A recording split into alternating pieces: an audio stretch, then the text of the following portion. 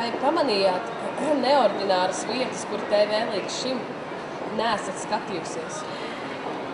Jūs jau teicāt, Noteikti es neesmu skatījusies taksometrā, braucot uz Rīgas modes nedēļu televīziju, jo būtībā visa pagājušā šī nedēļa bija ļoti aizņemta, un es arī pati biju maz pie datora, kur es parasti iepazīstos ar ziņām un jaunumiem, kas man ļoti svarīgi. Būtībā viss šis laiks sanāca tādā kustībā, un es ļoti novērtēju iespēju, ka man bija, ka es varēju paskatīties ziņas, kā jau es teicu, kaut vai taksometrā vai sēžot pie friziera. Mani paradumi noteikti mainījās. Es varu no rīta noskatīties panorāmu vai pusdienlaikā sēžot pie kafijas tases, var noskatīties kādu National Geographic raidījumu, tad, ko es nekad iepriekš nebiju darījis šādā kārtībā un šādos laikos, tad mans paradums tas noteikti ir mainījis. Vai mainījās arī TV skatīšanās ilgums? Arī var teikt, ka šis ilgums bija īsāks, jo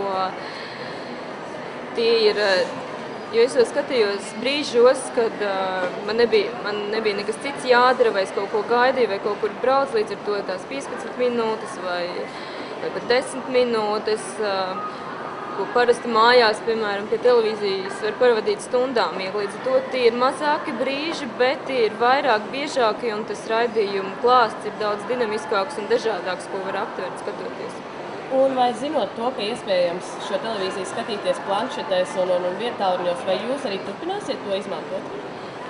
Jā, šī eksperimenta ietvaros man bija iespēja izmantot un skatīties televīziju par velti, bet es apskatījos arī tos izcenojumus, un cik es redzēju, būtībā tas ir viens no lētākajiem veidiem televīzija, ko var abonēt, tāpēc es domāju, ka salīdzinot tā cena pret to, ko var iegūt, mobilitāti un neierobežotu vietu un laiku, kur skatīties. Tā ir ļoti labi, tāpēc es šobrīd ļoti apsveru, kad arī turpmāk skatīšos televīziju internetā un tieši mobilī. Vai jūsuprāt nākotnē internets varētu kļūt par galveno televīzijas pārraides kanālu?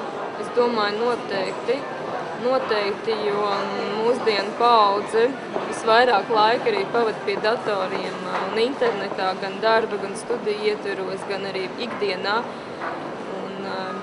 Mūsdienās pat tā ir, ja jāpērk pirmo pirks datoru vai televizoru, tad es varu gandrīz droši apgalvot, ka lielākā daļa teiks datori, ja tā ir prioritāte, un televizors ir tikai pēc tam, tāpēc noteikti, ka televīzija, interneta attīstīsies arvien vairāk, un cilvēki arvien vairāk to sāks skatīties tieši tur.